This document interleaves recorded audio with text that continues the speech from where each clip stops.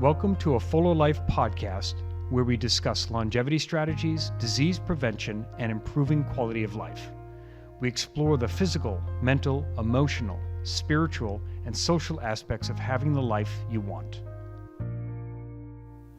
Acute neck and back pain is the subject matter here. I want to cover the things that I talk about a lot in my chiropractic office. So, what to do when you have acute neck and back pain, and all of the questions that I appropriately receive from you when you're coming in or calling in or wondering if chiropractic is the right fit for you.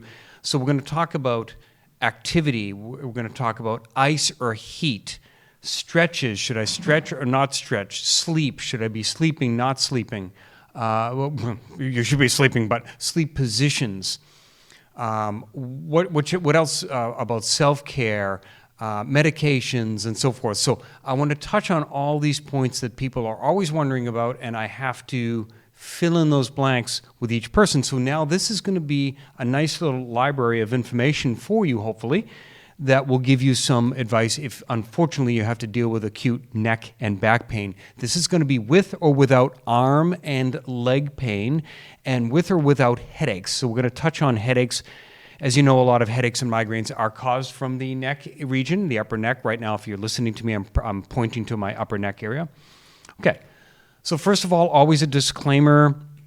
This is not medical advice. Please do not do any of the suggestions that I'm making on this program or any other program without first checking with your doctor or whoever your healthcare consultant is. So make no changes. If you're taking medications, do not change any medications unless you consult with your doctor and the doctor that prescribed that medication first.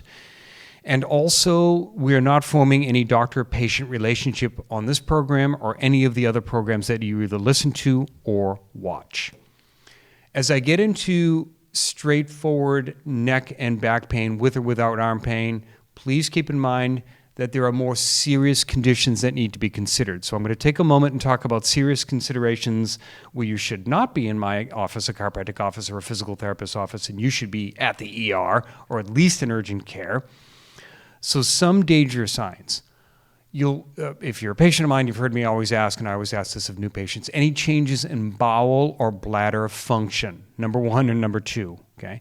If you have a change that's associated with your neck and back pain, particularly back pain, it also could be neck pain, that is an emergency room function. You need to get checked immediately by an ER. If you have progressive weakness, specifically in one or both arms, one or both legs, that is also an emergency situation. You should be at an ER.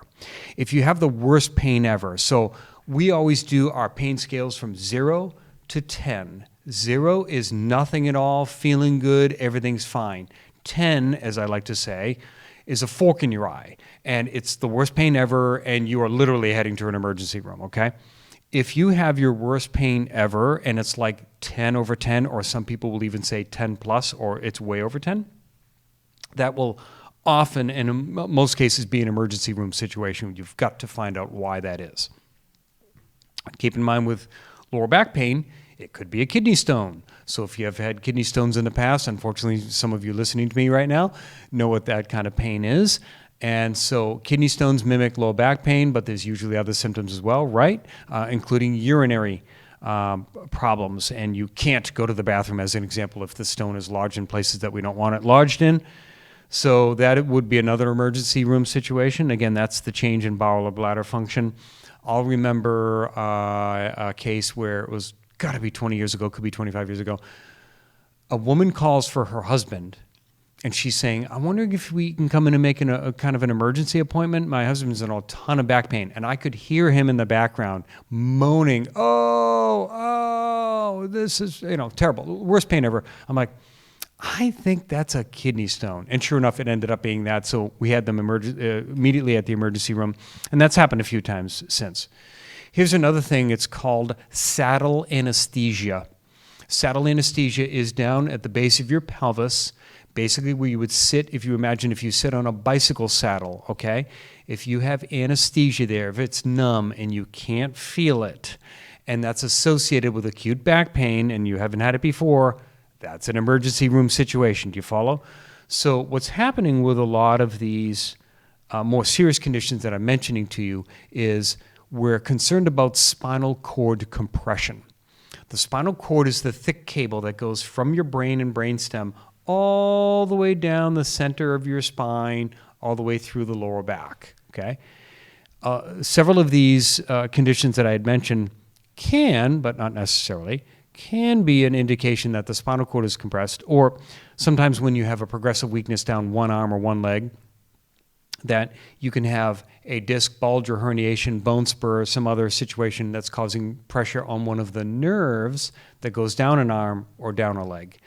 And again, that's also very serious, meaning if that's a progressive weakness, let's say there's a disc herniation sitting on a nerve, and that might need to be operated on quickly, okay? Same thing with acute spinal cord compression. These are more serious matters, okay? Also, the worst headache ever. So if you've got some neck pain, but it's associated with the worst headache ever, even if you're a person that gets headaches, but now this is the worst migraine you've ever had or worst headache you ever had, you got to get that checked out, okay? Checked out at an ER immediately to find out what's going on. And please associate that with stroke symptoms. So if you have neck pain and then pain down the left arm and or numbness and, of course, other associated symptoms, gee, I feel a little bit dizzy, my eyesight is affected, I'm seeing double vision, I'm having trouble speaking, I'm having trouble swallowing, I'm having trouble walking. So remember from a stroke symptom situation, it's more of if you have back and leg pain, obviously that can disturb walking because your leg hurts and your back hurts when you walk. But I'm talking about you feel unsteady on your feet, you feel like you're off balance. Again, these can be stroke symptoms. Numbness on one side of your face, or your body, numbness on the face, numbness down the arm, one side of the body. So your eyes are moving around in your skull, right, bouncing around. That's called nystagmus. And nausea, vomiting. Particularly if you're not a migraine sufferer and that's kind of new to you, these are all symptoms that you want to get checked out with the ER. And you can call 911 if you have any of those situations, if you feel as though it is unsafe for you to drive. And obviously in the cases I just mentioned, it would be unsafe for you to drive. Okay. For the rest of us, if you don't qualify in this more serious condition that needs to be looked at medically, let's talk about other people which is most people, with flare-ups of neck and back pain, with or without arm pain, with or without leg pain, and with or without headaches. Here's how I begin the discussion. We start by talking about a freshly sprained ankle. The reason I talk about a freshly sprained ankle is if most people, even if you have not ever had a freshly sprained ankle, you can kind of wrap your head around what I'm talking about. So, sprained ankle, let's say you twist it, you roll it, right? And now it hurts to put pressure on it. And now it's swollen. And now it's throbbing. And now you can't do much. I can't go to work. I can't take care of the kids. I can't drive a car safely. I can't walk. I can't exercise, okay? A freshly sprained ankle. What are some of the things that you would do in the beginning? Let's say if it's not a serious sprain that needs x-rays to look for fracture, medical attention, whatever. Some of the things you're going to do is, first of all, you're going to ice it. So I'm going to get into my ice and heat speech, as I call it, in a moment. But you're going to ice it.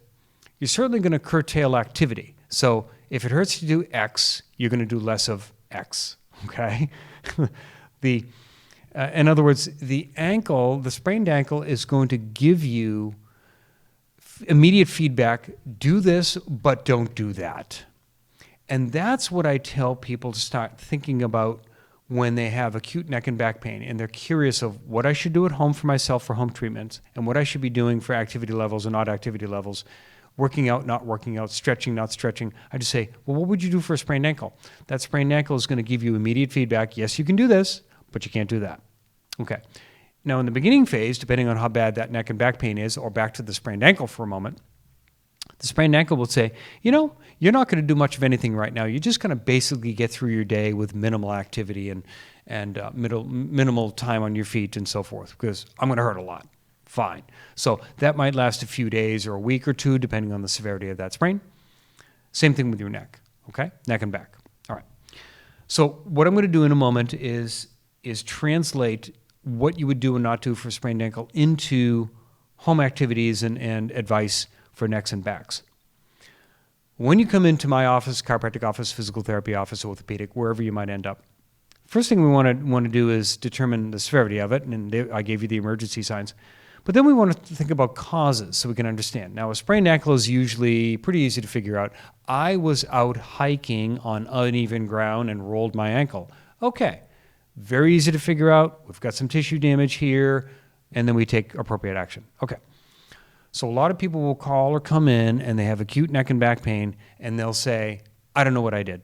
It just started a week ago, 2 weeks ago, a month ago. Fine. So what I'm going to do is I'm going to give you examples of several of my patients just recently. Some are patients of mine in the past that had a flare-up, or some are new patients that are coming in to see me. Here's how I deal with that. Now, there are some cases where people don't know what caused their flare-up.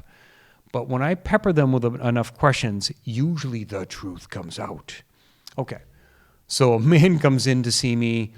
He's in his 60s, and he says, I've got a back pain flare-up. I don't know what I did. And I start asking him questions. I said, how long has it been going on? About a week. I said, what were you doing a week ago? He says, nothing out of the ordinary. So then I went through the list. And right now I'm taping this in the fall of 2024, so it was fall time. I said, did you do any extra work around the yard? Did you rake the yard? Did you rebuild the patio walkway? Did you work on a porch? No. Did you clean out the garage? He stopped. He said, oh, yeah. A week ago, I was cleaning out the garage. Did you lift some heavy stuff? Yeah, a little bit. He says, oh, that's right. Just before then, I took out the window air conditioners in the house. Okay.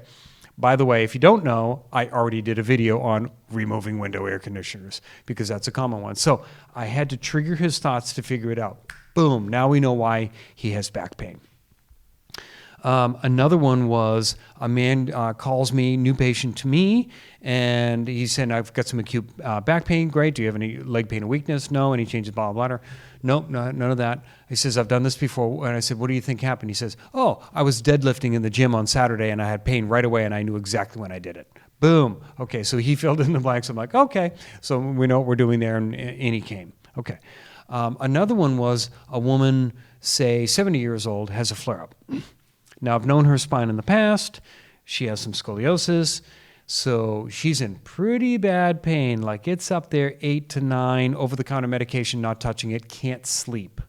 Okay, so I had to put the brakes on and figure this out because I'm like, do you need to go to the ER or is this something we can handle in-house? Okay, so what I did was I peppered her with a bunch of questions. She says, no, I didn't do anything. I said, did you take a long car ride? Any traveling? Did you help somebody move a piece of furniture? Did you clean the house more than you usually did? Did you get a bunch of groceries and so forth? And she said, no, that's none of that happened. And then boom, it finally came to her. She said, could it have been this? I was in the yard with one of our grandkids, and we were taking a tour around. We were looking for certain plants, and he and I were ducking under bushes and reaching over here and doing this. Now, I realized that she has probably not contorted her body in this position for a long time, and sure enough, she was this day. And I said that, have you been contorting your body in a position like this on a regular basis? She said, no. I said, boom. Knowing the condition of her lower back and her history, I said, that was it. She says, I agree. Okay, so we had to take appropriate action. Now, in her case, I couldn't even lie her down on my table. I had to work on her sitting up. So, because she was in acute pain and couldn't sleep, now, I'm a chiropractor. Chiropractors are not licensed to dispense medications, nor are we able to give medication advice whatsoever. Can't do it, even over the counter. So I said, I can't give you any medication advice, but it sounds like you might want to talk to your doctor about getting something stronger over the counter because it's not working for you and you need to get sleep. She says, I agree. So she had to call into the primary care physician's office, and she also visited with an orthopedic that had been working with her for some time. So we have, she's turned the corner. She's heading in a good direction now with my care in the office, and then visiting with the other doctors as well. So that's how we begin to pepper out what has happened, what's been causing these things. Another one was a woman just came in past couple of days who's been a patient of mine in the past, been a couple of years. Pretty good flare-up of acute neck and back pain, 8/10. I said, what have you been doing? What's going on? She says, I'm driving a lot now. She got a part-time job doing one of the drive services. And she said, yeah, my back is not taking kindly to driving. I said, you got it. So we knew, she kind of knew what was going on already, okay? So sometimes as I'm peppering people with the questions, I have to ask them, did you rake the lawn on a Sunday? Did you travel, which means you might be tugging around luggage? That has happened a couple of dozen times this summer. When you're traveling, you're on a different pillow, you're on a different mattress, that flares people up. Long car rides, I've mentioned, different activities with kids, with grandkids. Did you go? People say, I didn't do anything different. I said, did you go to the grocery store recently? Sure. I said, did you lift cases of water or big water bottles? And they'll pause and they'll say, oh yeah, I did that. And that's right, I had to reach down low to get that last case of water or whatever. Now, of course, I've made videos on this on please stop buying cases of water bottles and go get a good home water filter, and you'll save yourself a ton of dough, and you'll save yourself acute low back pain chiropractic bills as well. Okay, so I motivate people that way. There were one time where a woman came in and she said, I don't know what I did, and I'm working on her, and for the first 3 visits or so, started feeling a little bit better, but I was still curious as to what happened. I said, is there anything else you might have done 3 or 4 weeks ago that might have flared that up? Like 3 visits in, she said, I think I figured it out. I helped a friend of mine move a bureau 3 weeks ago, and I remember pain started the next day. So that, again, was probably it, or if you help friends with something and so forth, okay? So some of the time, we don't know the reason for a cause of a flare-up. Most of the time, after giving people a lot of leads with these questions, we're able to figure it out. So at least everybody understands we had something that caused this pain flare up, and then off we go to try to solve it. Okay, so about solving it. So what do we do at home in conjunction? Let's say it's deemed that chiropractic care is appropriate in your case, along with the chiropractic care. First, number one is ice. I call it my ice speech. It's not heat. It's never heat. Don't use heat. It's ice. It's always ice. Okay? Back to the sprained ankle. If my sprained ankle hurts and it's swollen up like a balloon, what do? Everybody says ice. Great. So you get that right. Let's say it's a badly sprained ankle. 3 weeks from now, the swelling is down 50%. But at the end of the day, when I'm on my feet at work, I come home and it's more swollen. Do I switch to heat at that point? No, it's still ice. Right, because a lot of people will tell me, well, isn't it heat for the first 48 to, is it ice for the first 48 to 72 hours, and then you switch to heat? And then I give them the sprained ankle example, and they're like, oh yeah, it's always ice, right? If somebody has a 40-year-old osteoarthritic knee, and they go for a long walk, and that knee flares up, what are you using that? It's still ice. It's always ice. It's never heat. And then I ask people, have you ever seen athletes using heat? And they'll say no, say no. And they're like, no. I said, that's right. It's always ice, okay? Now, why do so many people still say heat and other people say try heat? Heat feels good when you put it on, therefore you think it's therapeutic. So you put heat on, it feels good. Dr. Fuller doesn't know what he's talking about, so I'm going to put on heat anyways, and you bake it. Now, an hour or 2 later, you hurt worse. You don't know why, so you bake it again. And then they'll call my office because their problem's not getting better, and I give them my ice speech, sometimes even before they come into the office as a patient. They switch to ice, and I'm their hero, because a lot of people don't like ice on, so they don't want to do it. But an hour or 2 after using ice, although some people do like having ice on, an hour or 2 after using ice, they feel better. Now, the caveat of that is when you take a shower, okay? And then some people say, okay, I understand all that, but when I take a hot shower, I feel good. I said, yeah, of course you do. Because when you have heat beating on your skin, you're stimulating heat receptors in your skin, which temporarily shuts down the pain message. That's similar to me dropping a rock on your foot, hurting your foot, and asking you, how does your back feel? You're like, my back feels pretty good. My foot's killing me, but my back feels pretty good. Okay, and so it just interrupted temporarily the pain messages getting from your back to your brain or your neck to your brain. Okay, by using heat or having a hot shower on it. So you can go ahead and do the hot shower in the day, but then I just tell people use ice for the rest of the time. And then I also tell people, if you're going to do a hot shower at night, go ahead and do that. You don't have to take a cold shower. I'm not that mean. Take your hot shower, but follow it with ice before bed. And then I'll always say, use ice before you go to bed, neck or back or both or whatever you're doing, okay? And then I always tell people, make sure you don't put ice packs against your skin, because you can burn your skin with ice. Make sure you use a dry layer between your ice and your skin, and ice for 20 minutes maximum. Maximum ice is 20 minutes on, 2 hours off. 20 minutes on, 2 hours off. That's maximum ice. You can go longer than 2 hours, but don't ice it constantly, because that's not good either. 20 minutes on, 2 hours off, or longer, meaning longer time in between. Definitely time it so the last time you ice before you go to bed. And if you wake up in the middle of the night and you're hurting, and you're going to get up anyway, go get ice packs, even if you bring the ice packs back to bed with you to put on your neck or your back. Okay? So that's the ice thing. All right. Number 2, what do I do for activity? As you know, Dr. Fuller, I'm a workout person, and I want to work out because that is a top priority for me. I've got to work out. I said, great. If you had a sprained ankle, would you go for a long walk today? They said, no. I said, right, because the sprained ankle is going to tell you what you can and can't do. Let your back and your neck tell you what you can and can't do. I love to lift weights, and I really want to get back there. I say, I know. The reason I am in your life is to get you back to your life as soon as possible with chiropractic care and all of my advice, but you can't go yet, because if you injure it more, you're going to delay your return, and you don't want to do that, do you? And they say, no. Okay. So treat it like a sprained ankle, and your activity level will be determined by if your neck and back can tolerate that. Here's the rule that I give people. If there's no pain during and no pain after, you can keep doing X. If there's pain during or pain after, don't do X, right? Okay.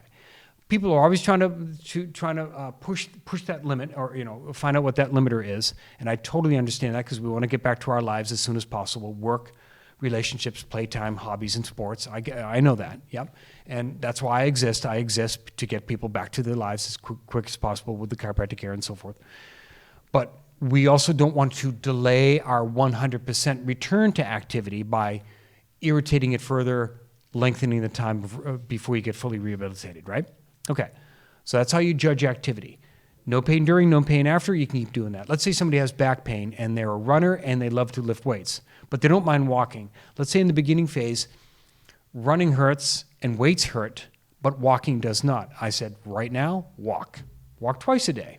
As long as the walking doesn't bother you, do that. At least you're getting some exercise and you're happy, and actually it's probably good for your back and your neck, okay? As long as there's no pain during. So that's what we do with activity. Now, number 3 would be stretches. What should I do for stretches, Dr. Fuller, for my neck and my back? Okay, same rules. Now, when you have a freshly sprained ankle, can you stretch it? Most people say, kind of no. Yeah, so you kind of can't, right? Let's say movements just hurt. So don't stretch the ankle until you can start feeling like you can. Let's say you go into a physical therapist for your sprained ankle. They're going to start really slow. They might give you nothing and just say ice and wrap and elevate, for the first few days a week, depending on how bad it is. And then as you begin to improve, they're going to start to increase the amount of activity and motion and stretching that you're going to be doing, you see? So same thing with your necks and backs. We're going to be grading up the movement and exercise as you begin to feel better, okay? So same thing here. Now, people that have already been my patients already know they can go to my YouTube page, hook up with the neck and back stretches, and they'll do them within their comfortable zone.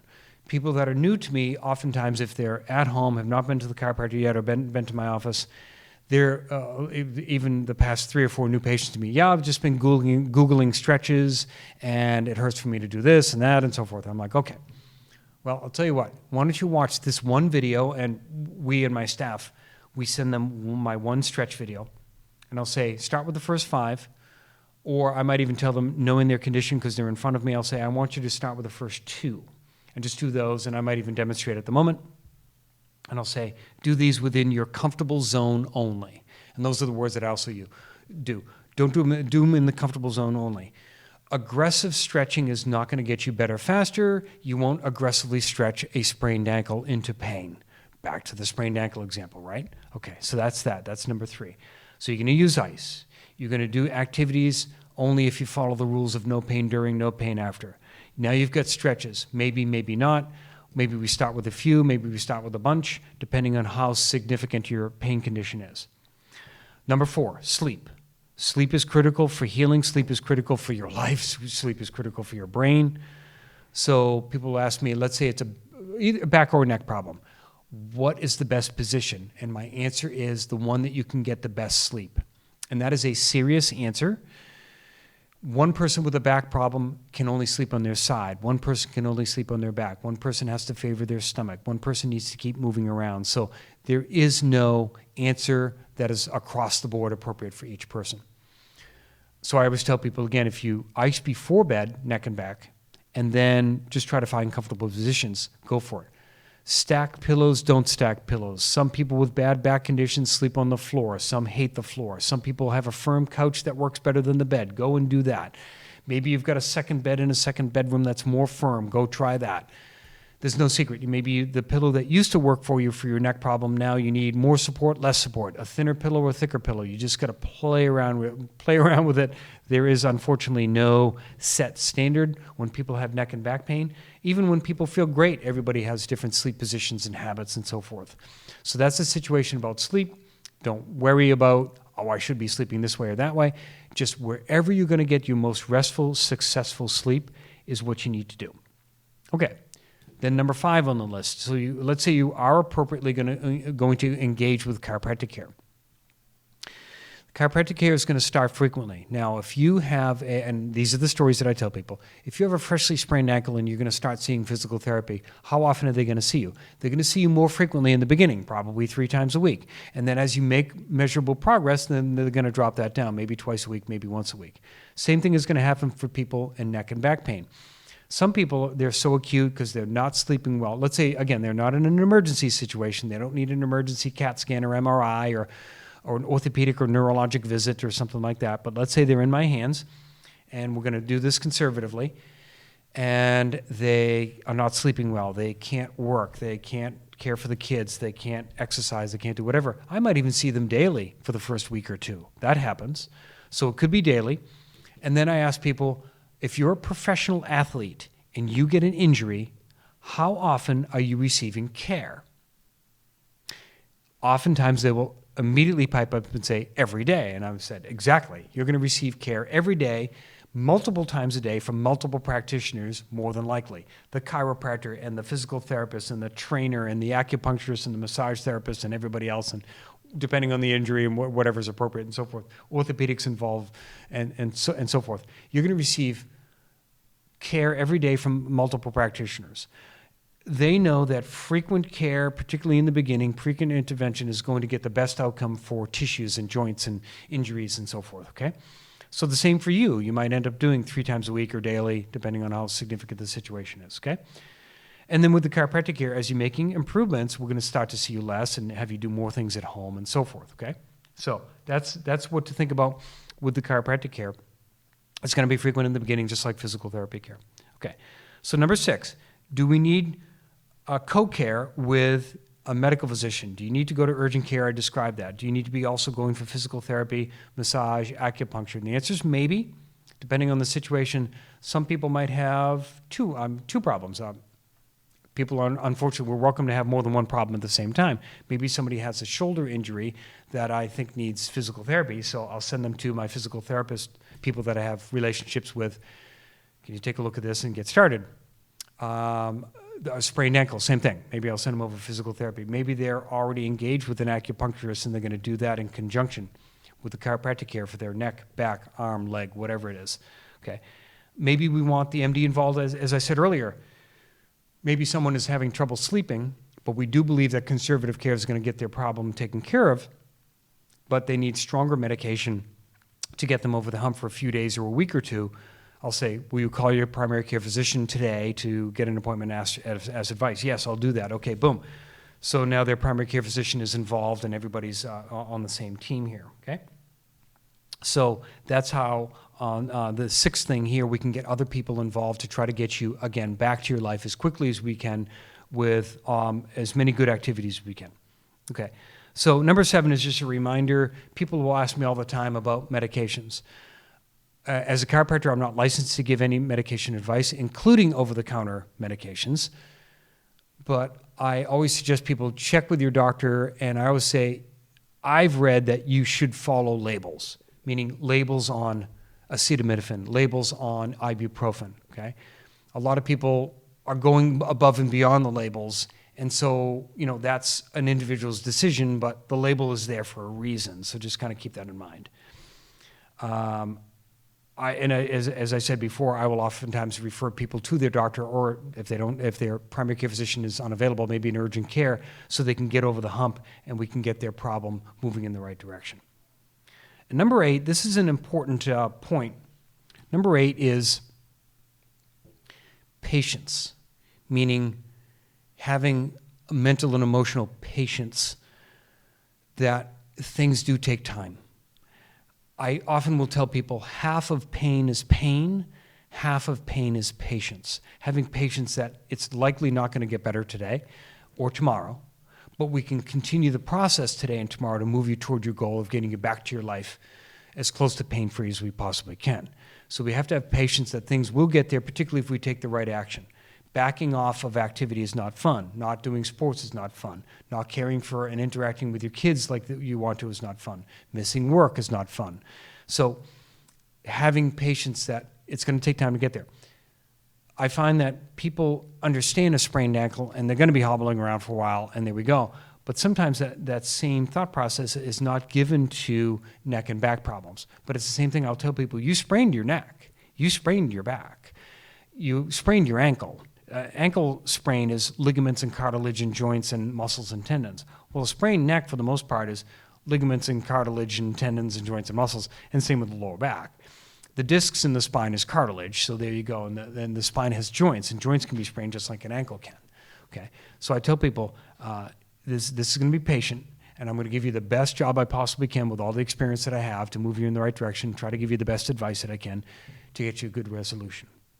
And then we finish that off with, let's say somebody gets a good result.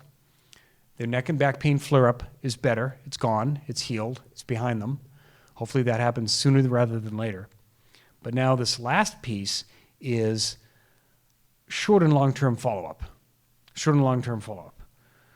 Number 1, prevention. As we said in the beginning, I tried to discover what caused the back pain, neck pain flare-up.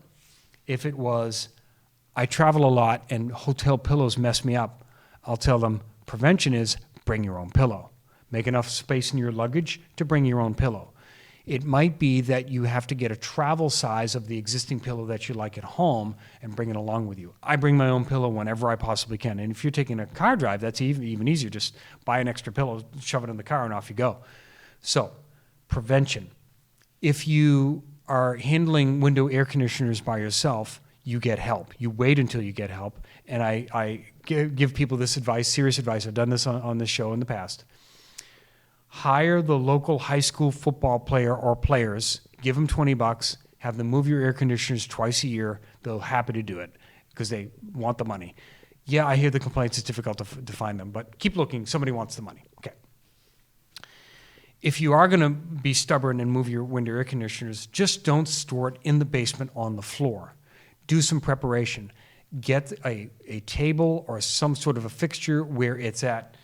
If you're watching me right now on YouTube, on video, not listening to me, I have my hands on the table in front of me, so something is like shoulder height or chest height. So you can put it down, and when you have to lift it up on the spring to put it back in, you're not busting your back up, bending over and getting it off the floor. Follow? Very, very important. Okay, window ACs. I said, why would I park on cases of water bottles and big water bottles from the grocery store? Because many people have hurt themselves doing that, and we need to stop that, and that is easy to prevent. Get a good home water filter, which is going to save you a ton of dough. Sure, you're going to pay a little bit in the beginning, but you're going to save a ton of dough.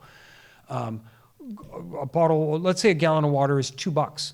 When you get a good water filter, a gallon of water is 4 cents. Right? So it's just incredibly different. And the water you can filter at home could be even better than the stuff you're getting in the store. And you don't have plastics and phthalates linking from your plastic water bottle into your water. And we're not consuming more plastic as a population by rebuying and rebuying bottles of water. And the plastic bottles never get recycled. Okay, so many, many reasons to do that. And preventing neck and back pain. Okay. Additional prevention is I have to rake the lawn today. Okay, do you have to rake 4 hours all at once? Maybe you can do it 4 days in a row, 1 hour. Splitting up activities like that. I'm going to clean the garage. Instead of cleaning the garage 8 hours on Sunday and then ending up in my office all broken, beat, battered, and busted, maybe you can do it over the course of 3 weekends. Maybe you can wait until somebody else can help you, and then you help a neighbor, and then they help you, and whatever. So you get helping hands moving stuff around, right? So a lot of this is about prevention. The second thing about prevention is knowledge, understanding, okay, so I didn't pay attention to my posture. I didn't pay attention to the way that I sit at work, and I sat for 3 years, 8 hours a day, not moving much, just getting up for lunch and bathroom, and I wasn't doing corrective stretches. Having that knowledge, I'm now going to do the sitting management video that Dr. Fuller has, and I'm going to integrate that into my day. So I'm going to be taking more frequent breaks, and I'm going to make them purposeful breaks by doing spine stretches, and I'm going to be stretching morning and evening. So I have that knowledge now. I have knowledge that I'm going to not yank full loads of wet laundry out of the washer and putting it into the dryer and tugging hard and fast. I'm going to take my time. I'm going to set myself up. I'm going to get into 1 foot behind the other, kind of like lunge position to put more pressure in the legs and not the back. Or I'm going to spread eagle my feet apart. And I'm going to contract my core when I'm taking the heavy laundry out of the washer. And I'm not going to try to do it all at once. I'm going to do it in smaller pieces. And I'm not going to carry 4 loads of laundry down the stairway all at once. I'm going to do one at a time and get a little stair workout as I do the stairs 4 times instead of once, because that's when people bust themselves up. So that kind of knowledge of what happened. Oh, and back to this, I asked a question today of a new patient today who hurt himself doing deadlifts over the weekend. I said, "Are you going to be an Olympic lifter?" And he said, "No." And I said, "Do you need to be doing deadlifts then? Or at least heavy deadlifts?" He said, "Kind of no." I said, "There you go." Right. So prevention is you don't need to be doing that. He says, "Yeah, I went a little heavier and so forth, and I had two other patients of mine in the past month pushing deadlifts." And I'm not saying don't do deadlifts, but if we keep injuring ourselves by trying to push heavier weight in more precarious exercise positions for people's back — my hands are raised right now, by the way, my hands are raised — like deadlifts, change it. Maybe you do body weight deadlifts and you do isometrics. Look that up sometime and work with your trainer if you don't know what I'm talking about. Number 3 with follow-ups long term is stretch forever. So when we're in pain, we're very motivated. We're motivated to do neck and back stretches. Yes, Dr. Fuller, I'll do whatever you say. I'll change my ergonomics. I'll do these stretches morning and night and so on and so forth. But when the pain is gone, the motivation drops. So I'm just encouraging you right now, if you've had corrective stretches like posture stretches, flexibility stretches, strengthening stretches and so forth, whether you learned them from me or physical therapy or acupuncture or a trainer or whatever, try to stick with them forever. Try to burn them into your day-to-day routine, and you'll avoid stuff down the road, and you'll thank me for it. And the last thing, and this is something that I offer in my office as well, is wellness chiropractic care. I always think of it like this. You're going to go likely to your primary care physician. You're certainly going to go to your dentist on a regular basis, even if your teeth don't hurt. You're going to go to your dermatologist. You're going to go to your gynecologist. You're going to go to doctors for regular checkups. Consider the same thing with the chiropractor. After the pain is gone, we can usually do better things for you and to try to help you avoid problems in the future. Here's the last thing too, and I have found this, is let's say somebody comes in once a month for tune-up care in my chiropractic office. So it gives me a chance to work on their spine and their nervous system and brain. Great. Good stuff. Love it. It also, equally important, it keeps people on track. And so many thousands of my patients have said this. Yeah, if I come in once a month or once every couple of months, it just reminds me, watch out for your posture. Take your sitting breaks. Don't forget those daily stretches, you see? So it just keeps people on track, keeps people accountable, and that will help prevent some of these avoidable neck and back problems moving forward. I'm Dr. Scott Fuller. Thanks for joining me. Thank you for listening to A Fuller Life podcast. For a video of this podcast, go to my YouTube channel, Dr. Scott Fuller, which has a lot of additional content.